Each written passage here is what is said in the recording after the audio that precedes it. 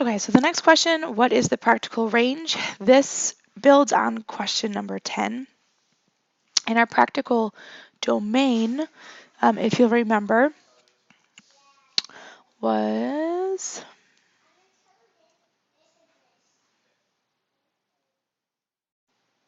2 to 10, basically. Okay, so all the values between 2 to 10, including 2 and 10, were our practical domain. So once you know your practical domain, that will help you figure out the practical range, because the range, those are your values, or your outputs, or your y values, okay? So after you've plugged in your values for your domain, what outputs can you expect? So since Sergio was working at the restaurant for at least 2 hours, but no more than 10, that's where we got our practical domain from. That's where we got this 2 to 10, and it includes everything in between those values, because he could work like 2.5 hours or 3.25 hours.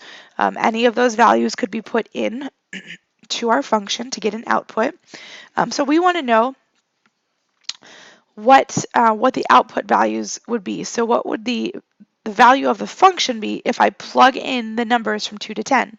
So if I started at 2, okay, oh, whoa, sorry about that. If I started at 2, so my function would be s of 2. If I plug that in and we multiply that, we end up with 4.4.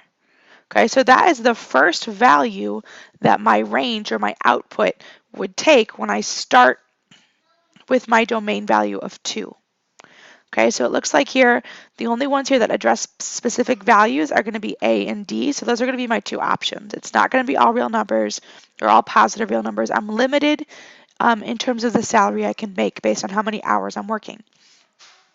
So if we evaluate again at 10 at the top of my domain, I end up with 22.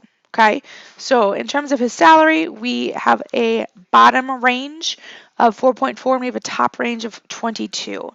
So let's look at my two options. It says the set of all real numbers greater than 4.4 but less than 22. This just says greater than, so that does not include 4.4 and 22. But he can actually work 2 hours. He can actually work 10 hours. So we want this choice D here, which is the set of all real numbers from 4.4 to 22 inclusive. So that includes all of the values between those two numbers, including those two numbers. So D would be the correct answer for my practical range.